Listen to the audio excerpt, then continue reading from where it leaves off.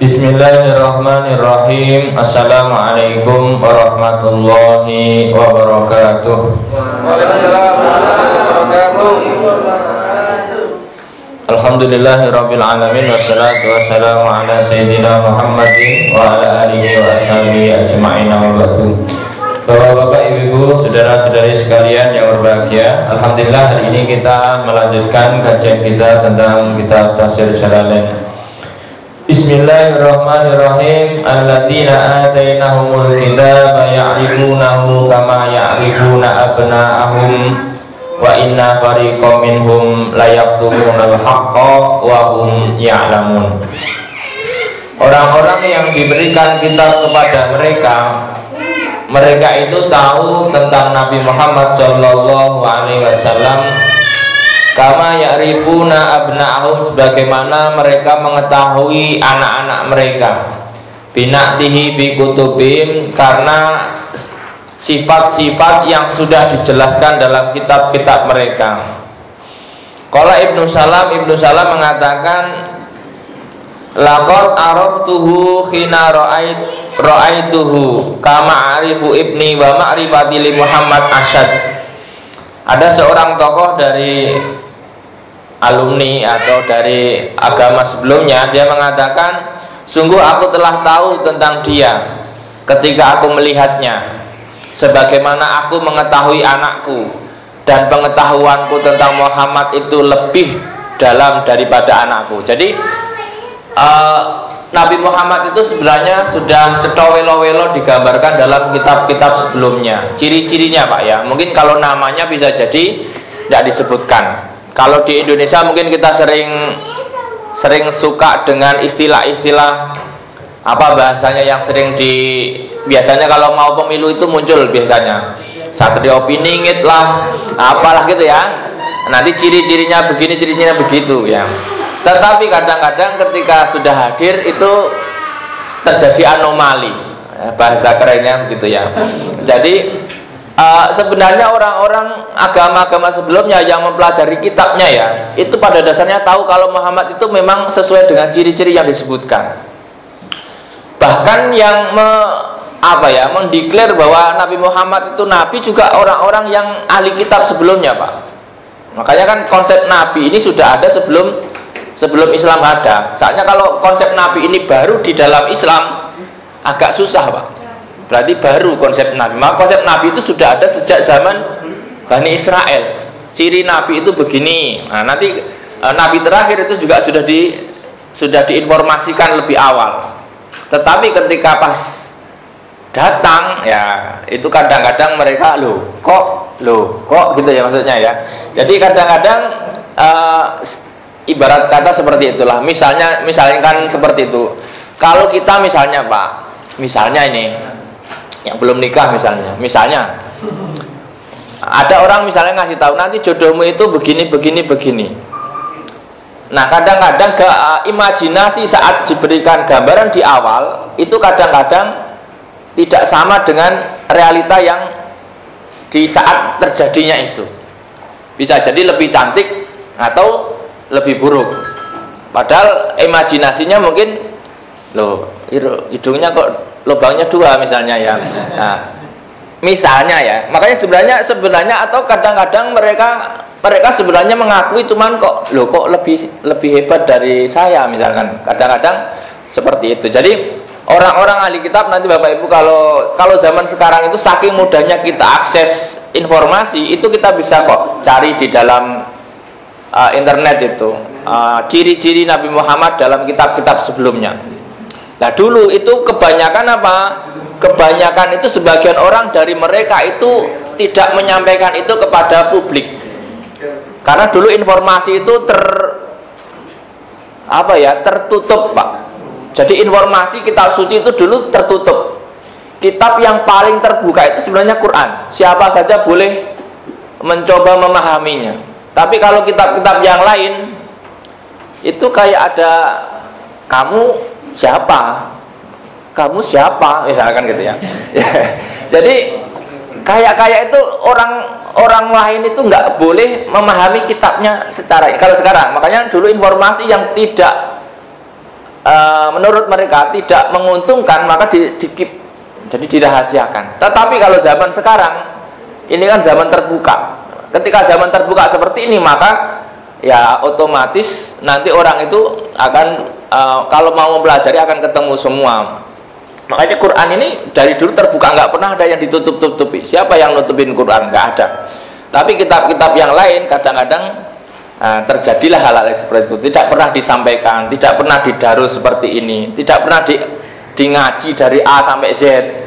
Kan nggak pernah ya Pak. Ada nggak pengajian kitab misalnya ya kitab Taurat dari awal sampai akhir? Nggak ada toh ya. Atau tafsirnya Taurat dari awal sampai akhir misalnya. Misalnya apa tafsir Injil dari awal sampai akhir, nggak ada toh. Ya memang secara keterbukaan informasi itu kita diajari oleh Quran itu memang terbuka. Silahkan kalian diskusi. Kalau di yang lain nggak boleh diskusi, tolong jangan diskusi.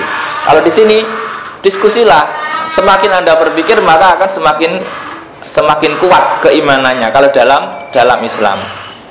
Maka dikatakan wa inna fariqam minhum la yaktumunal haqqa, maka sebagian dari mereka pasti layak tumunal haqqa, pasti akan menyembunyikan kebenaran itu. Wahum ya'lamun, sementara mereka tahu. Ibarat kata Pak, misalnya soal ijazah contoh, mudahnya ngomong lagi ini, sebagian orang yang nggak suka itu tetap tahu misalnya ya itu asli misalnya, tapi sebagian yang lain tetap pura-pura nggak tahu. Nah, kira-kira begitu. Sebenarnya itu hanya masalah ya begitulah dunia itu begitu. Kadang-kadang itu kita itu misalnya lah kita sendirilah, kita itu kadang-kadang kalau nggak seneng sama orang, kadang-kadang tidak mengakui keberhasilannya atau tidak mengakui pekerjaannya.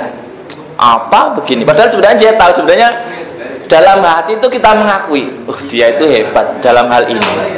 Cuman karena kita itu apa misalnya, terus merasa ya begitulah, nggak pernah disampaikan yang baiknya, apalagi sedang bermasalah atau sedang nggak seneng, itu nggak pernah orang nggak seneng itu menyebutkan kebaikan orang yang dimusuhinya. Jarang Pak. Rata-rata yang dikeluarkan adalah kekurangannya, padahal mungkin kekurangannya itu tidak sebanyak kebaikannya. Jadi kadang konsep dalam dunia ini kan nila setitik rusak susu sebelanga gitu ya, gara-gara kesalahan kecil itu kadang yang lain dianggap tidak ada. Kadang-kadang hanya karena kesalahan kecil kita itu dianggap nggak pernah baik. Nah, pun juga kalau orang itu buruk terus baru melakukan kebaikan sedikit itu sudah dianggap hebat. Ya kira-kira begitu. Karena dunia itu selalu melihat yang tidak umum.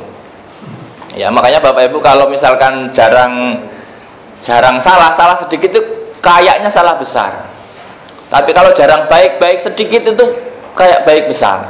Ya seperti itulah mungkin ya fenomena-fenomena yang ada di dunia. Kita kadang-kadang itu cenderung memang cara berpikir tidak adil ya. Kira-kira cara berpikir kita kadang-kadang itu terfokus pada yang sedang disorot saja. Padahal sebenarnya kalau kita nanti kembali ke netral itu ya harusnya proporsional, plus minus. Setiap orang mesti punya kebaikan dan punya keburukan. Maka secara hukum akhirat itu tidak menyorot pada satu yang viral, tetapi sorotannya adalah timbangan. Timbangan itu nanti mana yang lebih berat.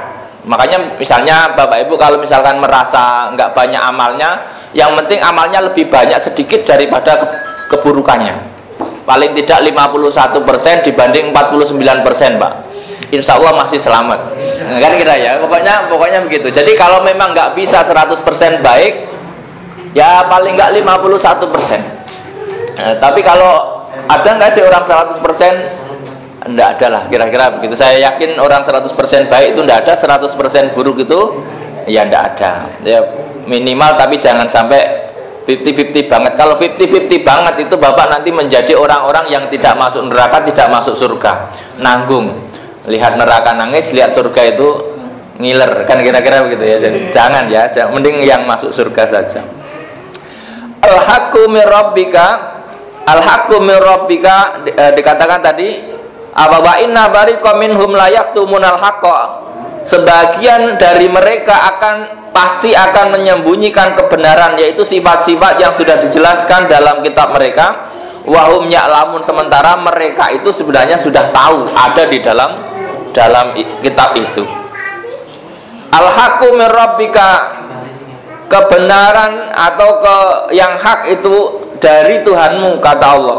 Wala takunanna minal mumtarin, jangan sampai kamu menjadi orang-orang yang ragu. Aisakin fihi, artinya jangan sampai kamu menjadi ragu atas itu. Kadang-kadang mungkin Nabi Muhammad mungkin juga diyakinkan oleh Allah kebenaran itu dari Tuhanmu, jadi jangan sampai kamu ragu. Jadi kadang-kadang orang butuh penguat dari pemberi perintah. Udahlah, ini perintahku, jangan takut. Misalnya ya, kalau ada seorang presiden misalnya memberikan instruksi kepada menterinya yang lain tentang sesuatu yang mungkin nyangkut dengan kaitan menteri yang lain, itu mungkin kalau kita bahasakan itu sudah, ini perintahku juga, kamu harus percaya. Nah, kira-kira seperti itu. Walikullin, dan setiap golongan minal umami dari umat, wijhatun, punya arah kiblat, wa muwalliha, di mana di situ dia akan mengarah dalam beribadah. Ai wajahahu fi sholatihi, artinya adalah menghadapkan wajahnya di saat sholatnya. Muwallaha fastabiqul khairat. Dalam qiraat lain disebutnya muwallaha. Tapi dalam qiraat yang kita gunakan muwalliha.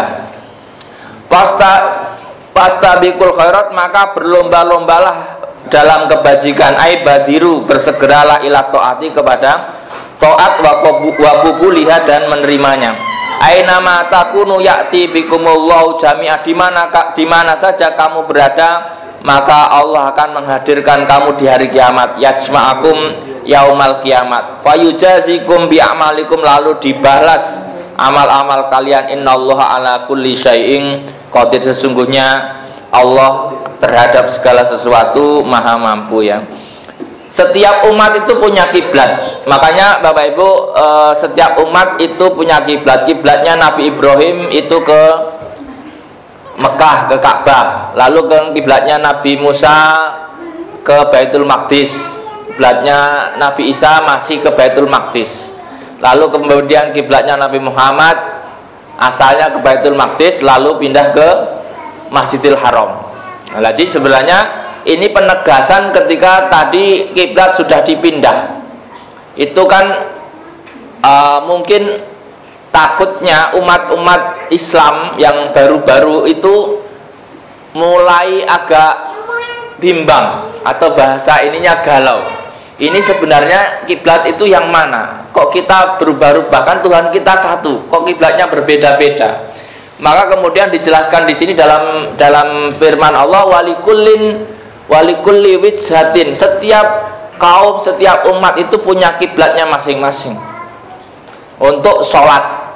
Jadi kiblat itu arah menuju sholat. Harusnya orang Yahudi, orang Nasrani itu kiblatnya masih di Baitul Maqdis. Tapi nggak tahu kalau orang Nasrani sekarang kiblatnya kemana, saya nggak tahu. Saya tidak pernah neliti. Pernah ada yang tahu sholatnya orang Nasrani ngadep kemana, Pak? Nggak tahu ya, nggak tahu. Saya nanti silakan dicari ya.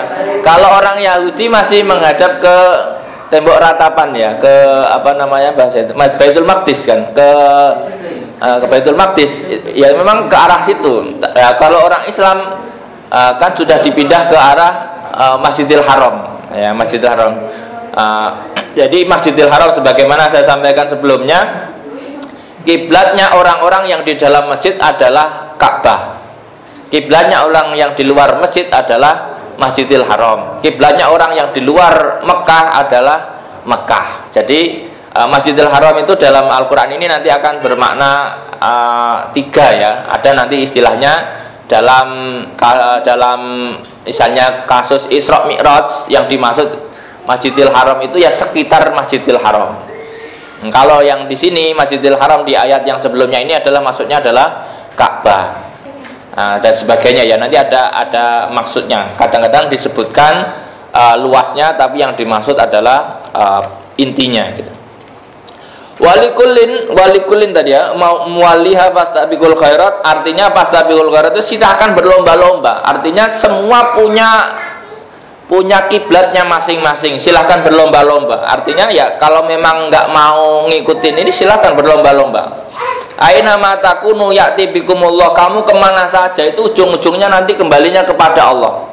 Jadi makanya gini ya, di dunia ini manusia benar-benar dikasih pilihan. Terserah kamu mau milih apa, tapi nanti kalau mati pun kembali ke saya. Apa ya, kayak seorang ibu, terserah kamu mau main kemana saja. Nanti kalau lapar paling kamu pulang lagi. Apa ya bahasanya itu ya. Kalau dulu Pak, karena kalau pulang kalau pas lapar doang kan, biasanya anak-anak dulu itu main nggak karuan jauhnya ya, nggak seperti anak sekarang yang nggak pernah main. Ya, anak sekarang itu di kamar terus ya. Perasaan zaman saya itu dulu nggak pernah di rumah malah ya. Nanti pulang-pulang sore gitu, dimarahin gara-gara nggak makan siang. Ya dimarahin gara-gara nggak makan siang ya. Nah, ya nggak tahu lah ya. Pokoknya tapi aslinya sebenarnya setiap orang itu kalau lapar pulang sendiri Pak. Asal nggak punya duit ya. Tapi kalau punya duit malah nggak pulang-pulang. Ya, jadi intinya kayak gitu. Sebenarnya kita itu dari Allah. Nanti ujung-ujungnya kembali kepada Allah. Terserah kamu mau main di mana saja. Tapi nanti kalau pulang mesti kepada Allah. Tanggung jawab. Artinya jadi kita itu seperti di tempat mainan yang luasnya sedunia ini loh Pak. Tapi nanti pulangnya tetap kepada Allah. Repot kan Pak? Ya makanya main kan paling berapa sih, 1 jam ya. 1 jamnya akhirat itu ya seumur hidup kita itu, kira-kira begitu. Nanti kalau pulang-pulang sudah puas, sudah kan gitu ya. Repot ya gitu. Fastabiqul khairat badiril taat aina ma takunu ya'ti bikumullahu jami'a innallaha ala kulli syai'in qadir. Gampang sajalah bagi Allah hal-hal semacam itu. Wa min haitsu kharasta fawalli wajhaka satrul masjidil haram. Mana tadi ya? Wa min haitsu kharasta fawalli wajhaka satrul masjidil haram wa innahu lal haqqu mir rabbika wa ma Allahu bighafilin amma ta'malun. Ini penegasan lagi Pak.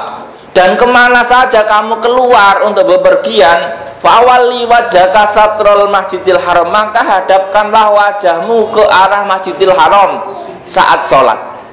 Jadi ini penegasan sekali. Seperti saya sampaikan sebelumnya bahwa ketika kita sholat wajib hukumnya menghadap kiblat.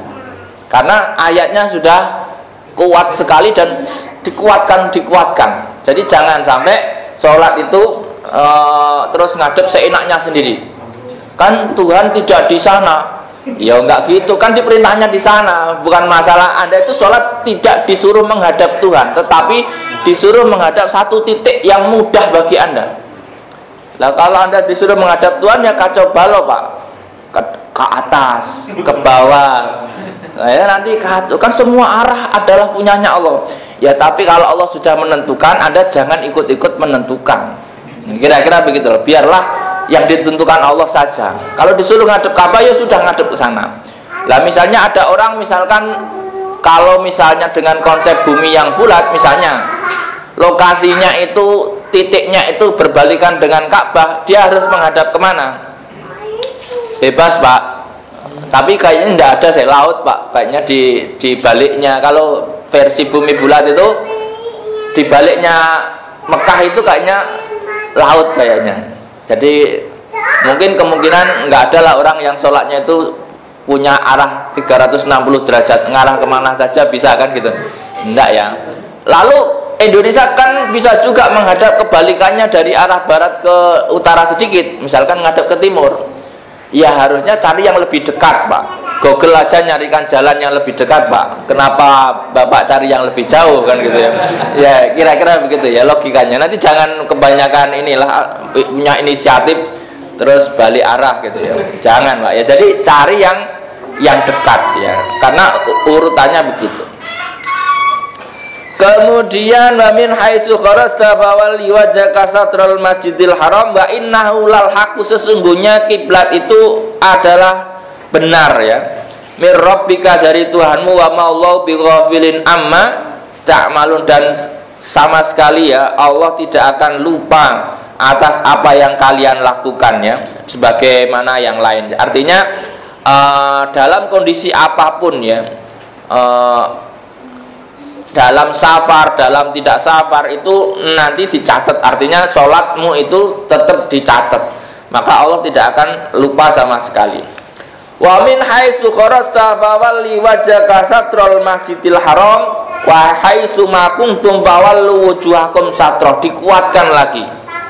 Wa min haitsu kharajta fawalli wajhaka satrul masjidil haram wa haitsu ma kuntum fawallu wujuhakum satrah. Pokoknya udah ini sudah nggak bisa diganggu gugat. Sholat yang menghadap kiblat. Karorohu li takkid, diulang-ulang sebagai penguat.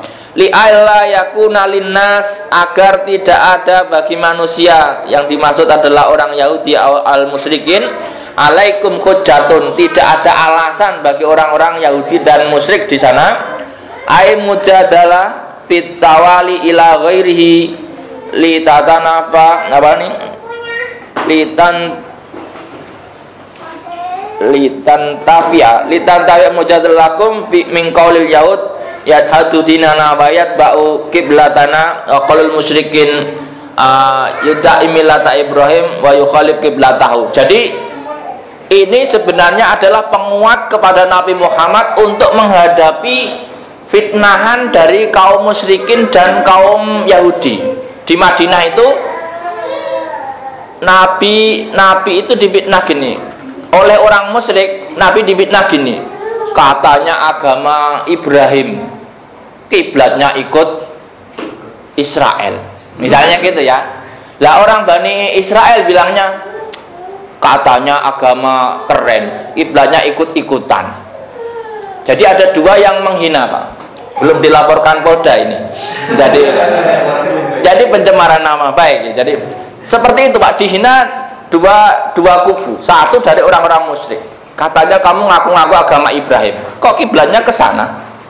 Kan Ibrahim kiblatnya di Mekah. Terus yang satunya katanya kalau menurut alasan orang Yahudi, kamu nggak suka dengan agamaku, tapi kok kiblatnya ikut. Nah, itu repot, Pak ya. Jadi makanya lah kemudian yang menjadi alasan Nabi itu sering nengok ke atas untuk meminta izin pindah untuk meminta inilah harapannya supaya kiblat itu segera dipindah, itu karena ejekan ini sudah cukup lama. Tapi sekali lagi cara Allah itu juga unik, Pak, ketika menyelesaikan fitnahan itu nggak langsung diselesaikan pada saat kejadian. Jadi Bapak Ibu, kalau kita amati dalam Al-Quran ini, ketika ada masalah-masalah itu mesti ada waktu. Untuk apa? Entah ya, kalau kita lihat itu nggak langsung hari itu difitnah, hari itu selesai, nggak seru kalau fitnah sehari itu baru langsung selesai, itu nanti jumawa, Pak. Bapak Ibu kalau misalkan selalu ditolong dalam waktu yang singkat, itu nanti itu nggak punya istilahnya ya, daya pikir yang kuat.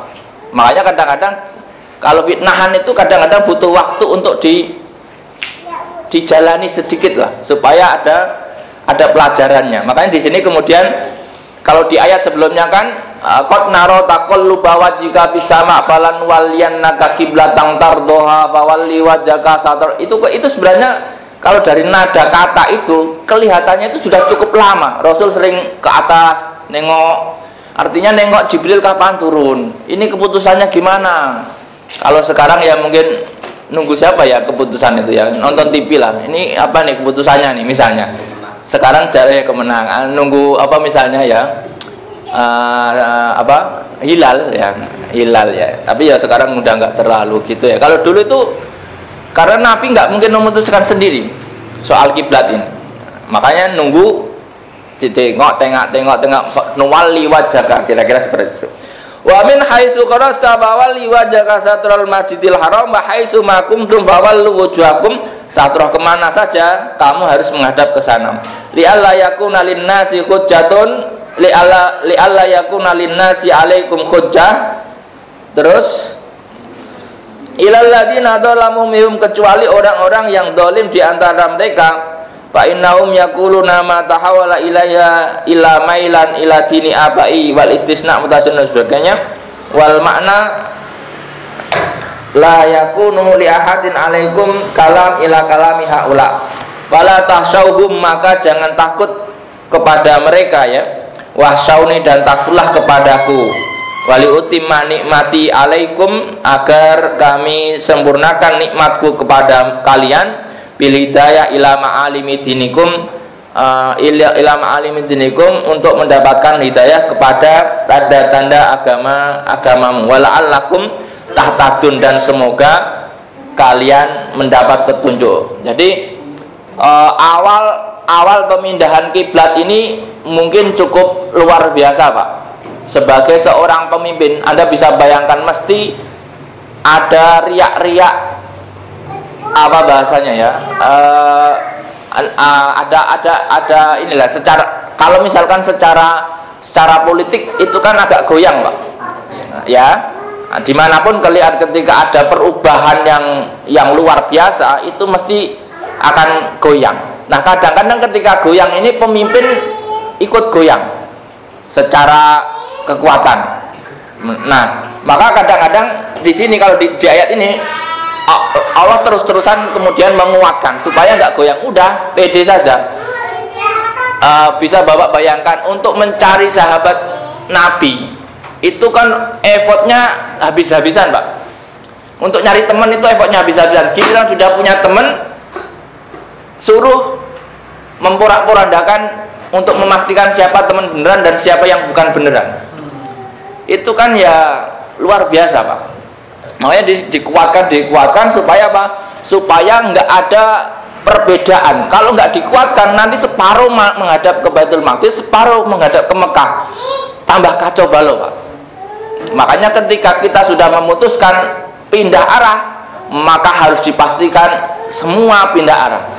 Kalau ada dibiarkan satu yang masih belot, itu nanti akan merusak masa depan. Makanya saya kadang-kadang kalau melihat orang-orang Indonesia yang mendirikan bangsa ini, itu termasuknya pinter, Pak. Dia apa istilahnya ya, menasionalisasinya itu luar biasa. Bahasa harus bahasa Indonesia. Itu keren. Seandainya nggak ada bahasa tunggal, nggak kelar-kelar, Pak. Bayangkan, Pak. Ya kira-kira begitu. Jadi kalau memang merubah arah, nasionalisasi total.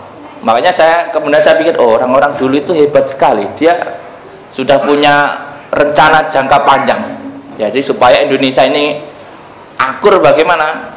Membuat konsep yang satu arah. Ya.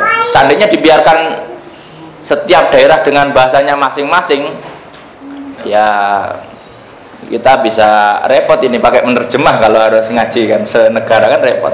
Nah, itulah kadang-kadang ya kan ada negara lain yang senegara aja harus pakai penerjemah, itu kan ya masa gitu sih. Ya, kita belajar dari sini bahwa kalau memang kita pindah arah, maka fokuskan semua adalah sepakat ke satu arah. Kama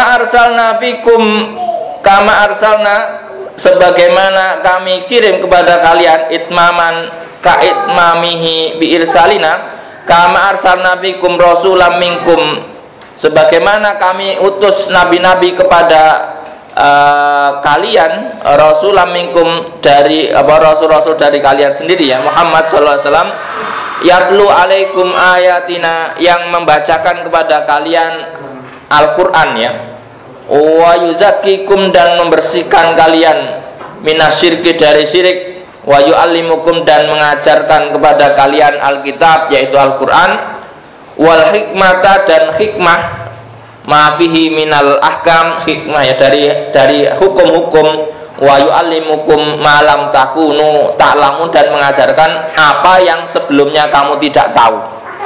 Di sini kama arsalna bikum rasulam minkum yatlu alaikum ayatina wa yuzakkikum ya. Sebagaimana kami utus kepada kalian seorang rasul dari kalian sendiri. Yatlu alaikum ini khitabnya bisa jadi kepada orang-orang Arab waktu itu ya, mungkin musyrik dan kafir di sana. diutus rasul dari mereka sendiri. Supaya apa? Supaya orang itu mau mudah untuk memahaminya. Kenapa sih rasul harus dari orang-orang yang dituju? Karena kita itu kalau mengirim utusan bukan dari orang yang di situ itu agak susah, agak lama, Pak. Apalagi orang Arab. Orang Arab itu kalau misalkan didakwahi oleh non Arab itu mungkin agak susah. Jadi termasuk mungkin orang-orang lain ya, orang-orang yang lain mungkin juga sama. Tapi kalau orang Arab itu lebih susah. Jadi jangan berharap ada khalifah dari Indonesia. Itu mungkin di sana nggak bakal diterima. Nah, kira-kira begitu. Kenapa ya? Karena mereka merasa mungkin lebih ini ya, lebih apa misalnya, lebih tua atau lebih apa misalnya dan sebagainya. Maka diutuslah Nabi itu dari kaumnya sendiri. Kemudian apa yang mengajarkan Al-Quran dan membersihkan dari syirik. Ya, sebagaimana mungkin awal-awal Nabi Ibrahim membersihkan berhala dan sampai di eranya Nabi Muhammad itu mungkin mulai bersih lah. Di sana berhala-berhala mulai bersih. Wa yu'allimukumul kitab wal hikmah. Hikmah ini kalau di sini adalah hukum-hukum ya. Hukum-hukum Islam dan sebagainya. Wa yu'allimukum ma lam takunu ta'lamun, dan mengajarkan apa yang sebelumnya kamu tidak tahu. Makanya sebenarnya ada ilmu dalam Al-Qur'an. Al-Qur'an ini kalau dikaji betul-betul semakin dalam semakin banyak ilmunya. Karena sebenarnya ada rahasia-rahasia yang hadir dari firman-firman Allah itu yang kemudian nanti bisa jadi ilmu, termasuk ilmu-ilmu yang macam-macam, ilmu kedokteran, ilmu apa misalnya, itu nanti ketemu. Cuman kadang-kadang kita itu tidak kuat mempelajarinya, jadi hanya menghafalkan saja, itu ya mungkin yang menjadi kekurangannya. Fadkuruni, maka ingatlah aku, kata Allah, bisolati wa tasbih wa nahwihi, dengan sholat, dengan tasbih atau semacamnya. Adkurukum, maka aku akan ingat kalian.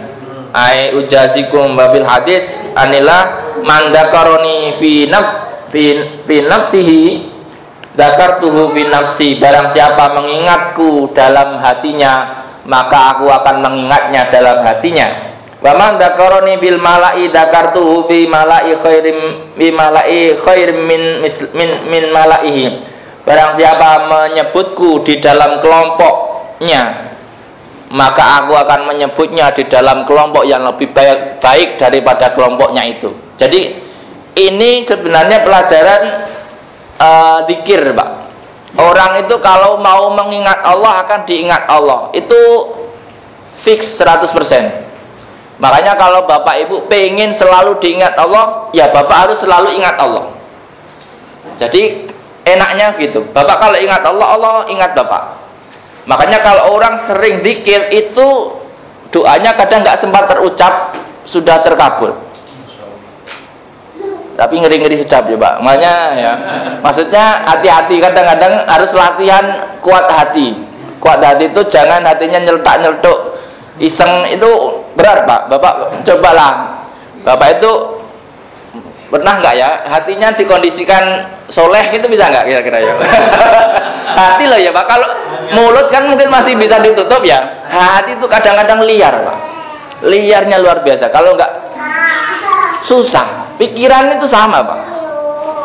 Bapak makanya orang-orang yang soleh itu yang kuat menjaga hatinya untuk tidak aneh-aneh pikirannya. Coba ya, misalnya kan dia ahli zikir, dekat dengan Allah. Dia kerentek saja terjadi, Pak. Ngeri, Pak. Ada yang iseng sama dia, terus dia tiba-tiba kan nggak enak, Pak. Padahal dia nggak ada maksud. Ya kadang-kadang malaikatnya mungkin kecepatan menerjemahkan itu, kan bahaya ya. Apalagi keucap, belum keucap saja kadang-kadang sudah inilah. Makanya kita itu nggak boleh sembarangan kepada orang lain, karena takutnya orang lain itu dia sedang connect dengan Allah dengan cara tadi, mandakaroni fakot dakartuhu, artinya seperti HP yang sedang connect sinyal kencang. Nah, connect sinyal kencang itu kan kalau dalam sistem itu ada ini ya, apa ya namanya, arus harus bolak-balik. Nah, itu ngeri, Pak. Makanya kalau orang-orang tingkatannya wali itu kadang-kadang kelihatannya sih dengerin statue misalnya ya, misal. Tapi dia tasbih misalnya. Lo hati-hati, Pak. Jangan ya, misalkan dia geleng-geleng kepala, tapi ternyata dia zikir misalnya. Apa enggak? Wassalam, Pak. Kalau kita sudah seudon ternyata dia begitu kan ya. Makanya ya pokoknya, tapi mungkin kalau secara fikih bolehlah menghukumi kalau misalkan dari luarnya, tapi dari dalam tidak ada yang tahu ya. Makanya di sini dikatakan fadkuruni adkurkum. Ini ayat Quran jelas, Pak. Dan ini pasti. Ingatlah Allah maka Allah ingat Bapak. Clear. Makanya ada hadis lain mengatakan kalau kamu ingat Allah di saat kamu gembira, maka kamu akan diingat Allah di saat kamu sulit. Yang susah itu mengingat Allah saat gembira, Pak. Setiap orang sulit rata-rata sudah ingat Allah, Pak. Ya, jadi kalau orang sulit itu rata-rata ingat Allah.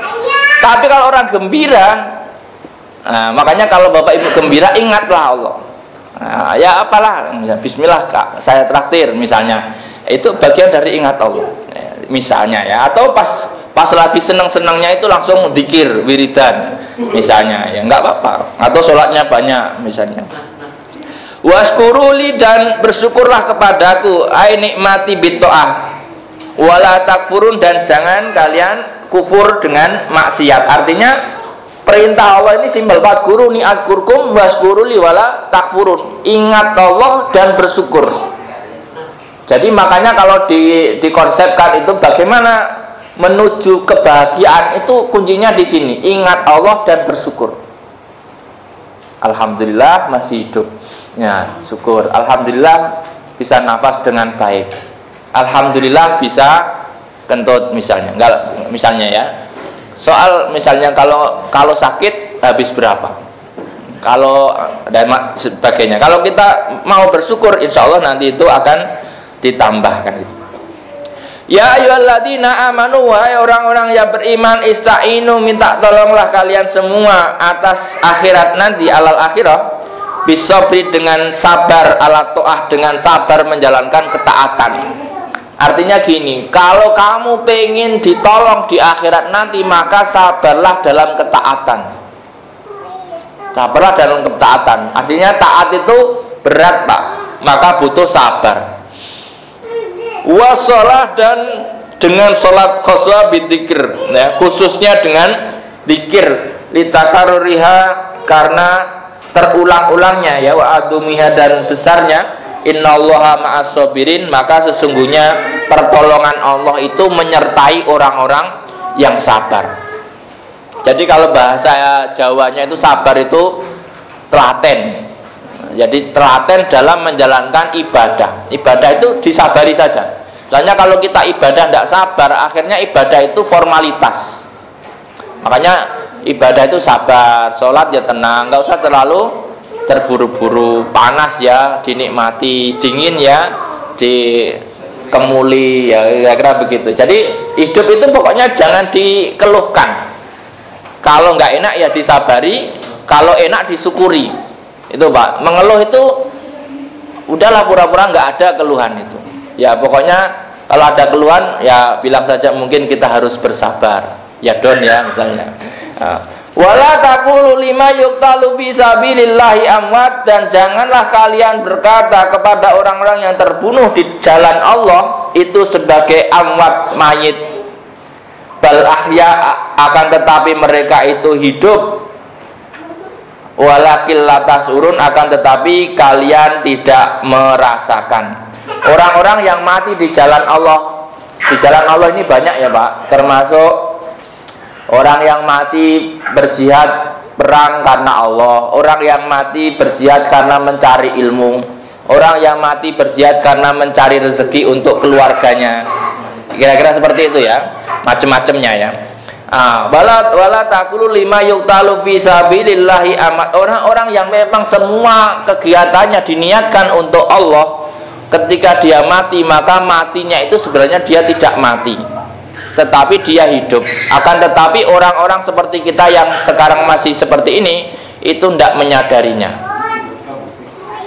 Nah, ini agak susah dijelaskan. Nanti kalau sudah ada yang kasih tahu lah bagaimana kira-kira proses di sana ya. Makanya nanti ada istilah ini, takut keliru saya menyampaikan soal ini. Ini agak agak masalah ruh ya. Kalau di dalam tafsir ini dikatakan arwahnya itu hidup, artinya hidup itu ndak disiksa. Dia mendapatkan kenikmatan di mana? Di sini dikatakan arwahum bi hawasili tuyuri khudrin tasruh fil jannah haitsu sa'at ya. Jadi ruhnya itu hidup. Ini apa ya bahasanya? Kalau di sisi lain ya, kalau dimaknai lain, orang-orang yang meninggal dalam kondisi di jalan Allah, baik ulama yang mengajar atau siswa yang mencari ilmu, kalau meninggal itu sebenarnya dia tidak mati, dia masih hidup. Artinya dia itu masih berserawung. Apa berserawung itu? Masih berinteraksi dengan kita. Makanya Bapak Ibu bisa jadi, misalnya ngaji di sini itu nggak bisa-bisa, misalkan 5 tahun nggak paham-paham, misalnya. Nah, suatu saat itu mungkin tidur terus mimpi diajarin oleh gurunya. Itu belajar paling cepat, bangun bisa biasanya. Makanya Bapak Ibu nggak usah berharap langsung pinter sekarang. Kalau memang kok saya tidak masuk ya tunggu, barangkali suatu ketika frekuensinya sama, maka bisa download ilmunya dengan cepat. Yang penting frekuensinya sama. Frekuensi apa? Frekuensi ruhnya. Ya, bagaimana? Ya, gimana ya? Ya saya seperti kemarin Pak, janji Allah itu akan memberikan kepada keturunan Nabi Ibrahim asal frekuensinya sama. Makanya kita itu bisa menyerap ilmunya para nabi, ulama, asal kita frekuensinya sama, keserap tuh. Tiba-tiba diajarin dalam mimpi. Begini. Kadang ngajarinnya itu sekedar datang, kamu ngajar ini ya nak, gitu. Ya pokoknya begitu ya.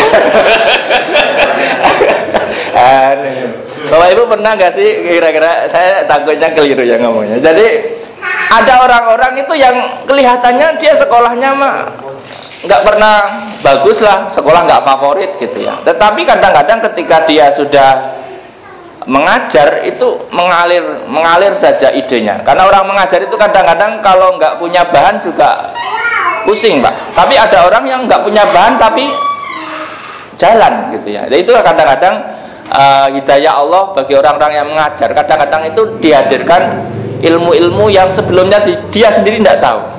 Ya. Tapi ya semoga Bapak Ibu di sini nanti pada suatu saat mungkin mengalami hal-hal diajari apa. Kalau bahasa ini biasanya punya inspirasi. Bapak Ibu kalau misalkan punya tantangan, bisa nggak buat ini? Tapi misalnya suruh buat yang sesuatu yang aneh, nggak sulit lah kira-kira logika. Biasanya setelah tidur itu dapat inspirasi. Bangun tidur, oh begini. Nah, itu termasuk seperti itu modelnya. Orang-orang yang mati di jalan Allah yang sebelumnya itu ngasih informasi. Begini loh nak, kira-kira begitu. Tapi ya jangan berharap yang ini dulu lah ya, normal-normal saja. Walakil latas urun, artinya tetapi kalian tidak menyadarinya. Sebenarnya orang-orang nabi-nabi, ulama-ulama itu masih memikirkan ini generasinya ya, supaya melanjutkan ya, kira-kira begitu. Kalau dalam kajian lebih luas di dunia Nusantara ini, katanya kan kalau orang itu banyak dosanya kan nggak diterima di akhirat. Nah, ya kira-kira begitulah. Nah, tapi dipakai untuk yang hitam gitu ya, digunakan oleh pihak-pihak yang menyalahgunakan. Tapi kalau yang orang-orang soleh ini katanya ya dia tetap berdakwah. Walanabluwannakum bisyai'im minal khauf, dan sungguh kami akan menguji kalian dengan sedikit rasa takut. Jadi gini Pak, orang-orang yang sudah dekat dengan Allah bukan berarti dia nggak akan diuji dengan rasa takut.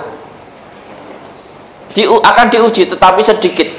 Jadi normalnya orang hidup itu tidak ada orang yang tidak akan diuji dengan tanpa rasa takut. Mesti ada punya ketakutan. Setiap manusia itu pasti diberikan rasa ketakutan. Entah takut istri, takut siapa, pasti ada. Nah, misalkan kalau suami misalnya garang di luar, takut di rumah misalkan, atau garang di rumah, takut di luar dan sebagainya, atau takut dengan orang lain, atau takut dengan apapun, mesti ada. Maka itu bagian dari sisi kemanusiaan. Walanabluwannakum bisyai'im minal khauf. Sehebat apapun, sedekat apapun kita dengan Allah, pasti akan masih dihadapkan dengan ketakutan meskipun sedikit ya. Walanabluwannakum, mana tadi? Walanabluwannakum bisyai'im minal khaufi wal ju', dan juga rasa lapar ya, kelaparan. Setiap orang yang sakti pun masih lapar Pak. Apalagi seperti kita semua. Sehebat-hebatnya kita itu kuat nggak lapar berapa hari? Setengah hari. Ya memang kita itu beda ya Pak. Kalau orang dulu itu kan kuat berhari-hari ya. Karena zaman sekarang jadi nggak ada krisis ya. Jadi kita nggak punya contoh yang real ya. Orang sekarang kelaparan itu nggak makan berapa hari. Belum, nggak ada berita kelaparan ya di Indonesia ini ya. Berita ditutup ya, nggak tahu lah ya. Sebenarnya nanti mestinya di dunia ini masih ada kok orang yang nggak makan berhari-hari gitu. Biasanya orang yang minta itu, saya sudah nggak makan berapa hari? 3 hari ya. 3 hari. Tiga hari lagi ya. Ya itulah kadang. Sebenarnya ini artinya ayat ini masih nanti akan bisa terjadi di dunia ini. Bisa jadi ada orang itu nanti diuji dengan kelaparan.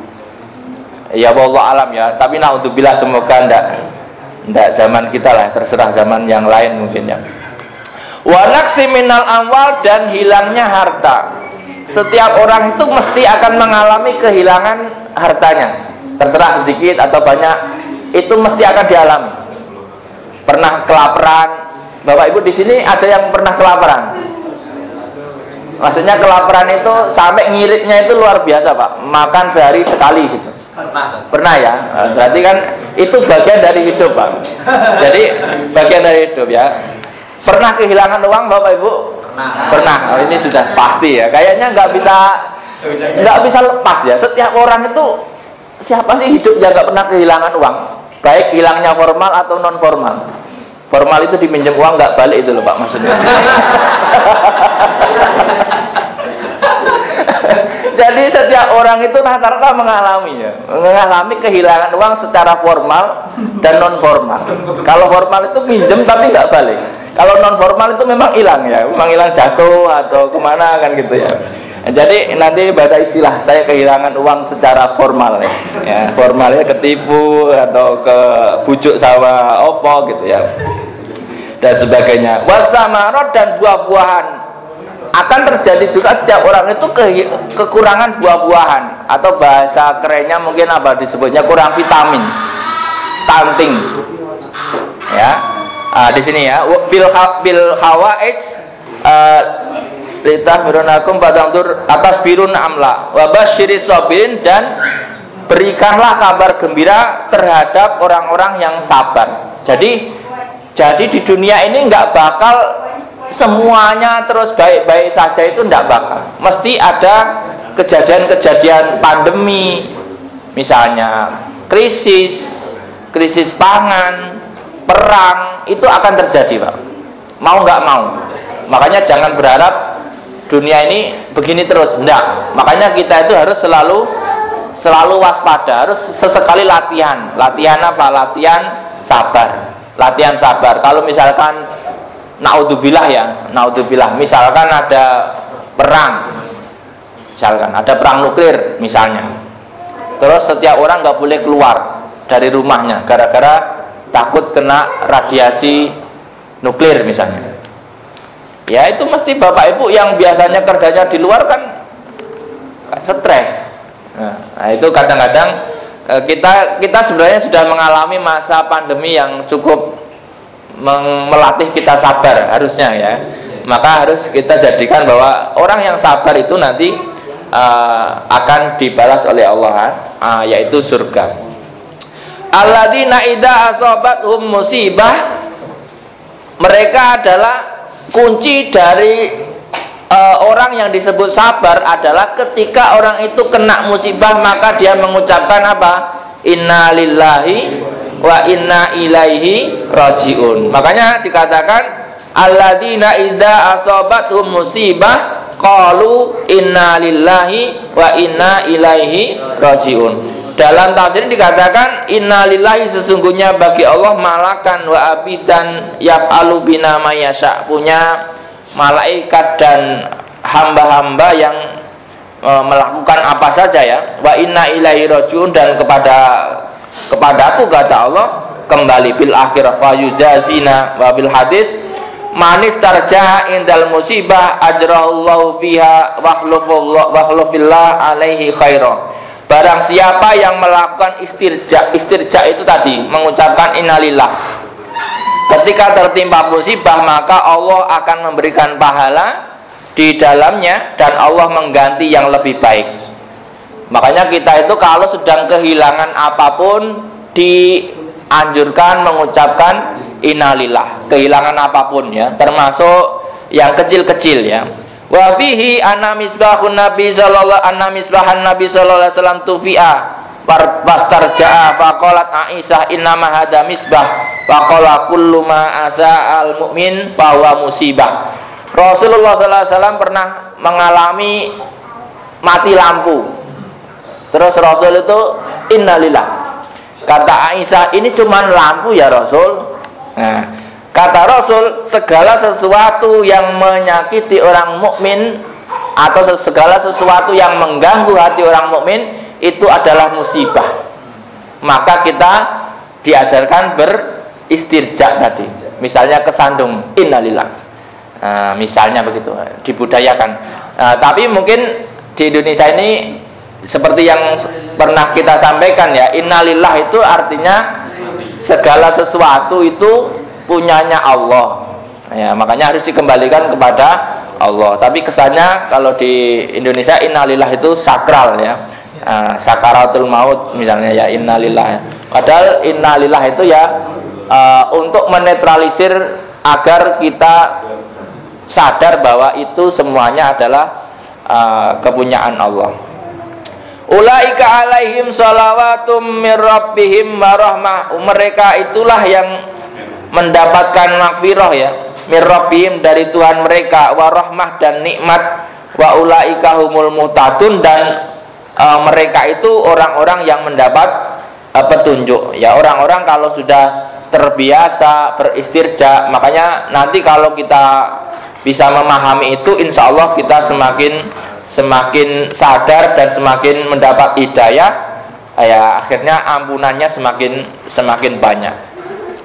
Inna Safa wal Marwata min sya'airillah, sesungguhnya bukit Safa dan bukit Marwah di Mekah itu min sya'airillah, dari tanda-tanda kebesaran Allah, atau i'lamu dinihi asluhuma al-qasdu wa ziyarah ya. Adalah tanda-tanda agamanya Allah itu adalah Safa Marwah ya, apa inna Safa wal Marwata ya. Fala junaha alaihi ayyatawaffa, maka orang-orang yang sedang kesana, sedang pergi ke Mekah, maka tidak dilarang baginya untuk memutarinya, untuk memutari Safa dan Marwah. Ayatawaffa bihima ya, wa man bi ayyas'a bainahuma sab'an, dia dengan apa? Dengan cara kalau disebutnya, kalau memutari Safa Marwah disebutnya sa'i. Saya kira Bapak Ibu yang sudah ke sana sudah merasakan sa'i dari Safa ke Marwah. Kelihatannya nggak jauh, tapi rasanya lumayan ya. Apalagi padahal sebenarnya sudah enak ya Pak. Zaman sekarang, bayangkan zaman Nabi itu panas Pak. Sa'i 7 kali panas. Kadang-kadang sa'i 7 kali dengan kondisi dingin aja masih boleh naik itu mobil golf itu ya. Nah, kalau males mau naik mobil golf saja selesai, nggak sampai 10 menit ya. Nah, itulah saking mudahnya. Fala junah aliyat tawaffa bima wa man tatawwa, barang siapa apa ini? Wa bi qiraatin bitakhiyah ya. Wa tasydid bid'ah ilqabi khairan wa man tatawwa khairan wa innallaha syakirun alim. Ataupun dia sedang tatawwu ya, mungkin melakukan ibadah-ibadah tambahan, misalnya daripada diem terus kemudian sa'i atau tawaf, itu ada pahalanya. Dikatakan di sini wa Ibnu Abbas an-nasa'ya ghairu fardhon liman afadahu raf'ul ismin minat takhyir. Nah, jadi sa'i ini kalau misalnya nganggur daripada nggak ngapa-ngapain, ada sa'i itu mendapatkan ampunan dosa kayak ibadah ya. Asalkan sa'inya jangan sambil ngerumpi Pak ya. Jadi orang Indonesia itu kadang-kadang sa'inya digunakan apa dulu itu, ada lagu-lagu lain. Kemarin pernah viral dulu, orang Indonesia tuh baca apa di sa'i yang aneh-aneh itu. Itu janganlah ya, sa'i saja. Makanya kadang-kadang sa'i itu lebih baik nggak gerombolan. Lebih baik itu sudah 2-3 orang itu. Kalau semakin banyak itu semakin ribet ngurusin rombongan. Biasanya gitu. Makanya kadang-kadang ya itulah, ibadah lebih baiknya kalau memang sudah hafal jalannya, nanti selesai tunggu di sini gitu aja, lebih enak supaya fokus kepada zikirnya ya. Wa man tatawwa khairan fa innallaha syakirun alim. Innal ladina yaktumuna ma anzalna minal bayyinat. Ayat ini diturunkan kepada orang-orang Yahudi ya. Sesungguhnya orang-orang yang menyimpan dari manusia apa yang diturunkan kepada mereka minal bayyinati, dari penjelasan wal huda dan petunjuk seperti ayat rojam dan sifat-sifat Muhammad, mimba dima bayyana linnas, setelah dijelaskan kepada manusia fil kitab, dalam kitab Taurat. Ulaika yal'anuhumullah, mereka itu dilaknat oleh Allah, wa yal'anuhumul la'inun, dan dilaknat oleh orang-orang atau pihak-pihak yang melaknatinya, diantaranya al malaikah wal minun, yaitu malaikat dan orang-orang mu'min, au kulli syai'in bidua alaihim, ataupun segala sesuatu dengan mendoakan mereka dengan kelaknatan. Jadi tidak boleh kitab itu dirahasiakan dari manusia. Makanya Quran ini nggak boleh ada yang menyembunyikan satu ayat pun. Tetapi dahulu atau sampai sekarang mungkin sebagian orang-orang Yahudi itu merahasiakan ayat-ayat yang dijelaskan tentang hukum rajam dan sifat-sifatnya Nabi Muhammad.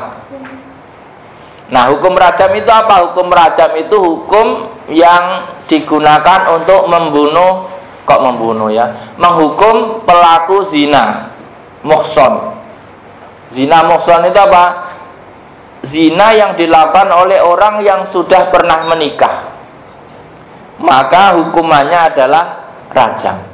Dan itu sejak di Taurat dan kitab-kitab sebelum Quran itu sudah dijelaskan. Tetapi mereka menyembunyikan itu karena itu berat. Nah, dalam Al-Quran ada enggak ayat tentang rajam? Dalam Al-Quran kalau ayat tentang rajam tidak ada. Tetapi dalam Islam hukum tidak hanya dari Quran, tetapi ada dari hadis Nabi. Dalam hadis Nabi sudah banyak penjelasan tentang rajam. Nah, soal sekarang di mana negara yang praktek rajam? Nah, nanti silahkan dicari. Ada yang mengimplementasikan atau tidak? Nah, Yahudi juga nampaknya enggak implementasi. Nasrani juga enggak. Enggak tahu sekarang kira-kira masih ada enggak ya. Nanti silahkan diteliti ya. Rajam itu dulu alat untuk bertobat bagi orang-orang yang berzina secara muhson, maka tobatnya harus mati dengan cara dirajam. Kenapa kok dengan cara dirajam? Rajam itu adalah mematikan seseorang dengan cara yang lembut. Jadi kalau pakai batu besar langsung mati sekali, Pak. Nah, tapi kalau rajam itu batunya kecil-kecil. Jadi orang itu mati secara soft soft killing, soft killing. Apa bahasanya ya? Soft killing Pak, bukan soft skill tapi soft killing, membunuh secara halus. Jadi supaya yang dibunuh itu nggak terlalu sakit. Ya, kira-kira nggak tahu lah ya, masa. Tapi sekarang dulu sih sakit juga ya. Iya sih. Maksudnya tapi nggak sesakit kalau batu gede. Kalau batunya bola kasti itu udah ya ngeri mungkin ya. Tapi jangan praktek lah Bapak Ibu. Bayangin saja ya. Kita kalau dilemparin batu-batu kecil ya kayak mungkin kalau kecil kan kayak pasir ya, dilemparin pasir. Ya, kalau mau nyoba coba pas ada orang lempar jumroh itu jadi jumrohnya ya. Itu ya lama-lama mati juga. Jadi kesakitan kecil tapi terus menerus itu mematikan orang. Dulu itu ada nggak tahu cerita ini benar atau tidak, di Indonesia ini zaman era kemerdekaan ada itu orang sakti-sakti nggak bisa dibunuh dengan ditembak nggak mati, nggak mati. Tapi ternyata dengan logika yang sederhana itu ada orang menemukan caranya. Jadi orangnya diikat, dipalu tiap rutin malunya, mati juga. Entah matinya karena kelaparan. Itu kadang-kadang itu orang sakti pun kalau nggak makan ternyata mati juga. Pokoknya sebenarnya kesaktian itu mesti ada celahnya Pak. Bukannya makan siang gratis. Makanya ya itu makanya ya. Jadi kira-kira begitulah ya. Nanti jadi nggak ada orang sakti yang tidak ada celahnya, itu nggak ada. Pokoknya orang sakti itu mesti ada celah ininya. Kalau ketangkep diikat nggak dikasih makan seminggu ya tetap mati. Apalagi dipukulin tiap 1 jam, dipukul dada pukul.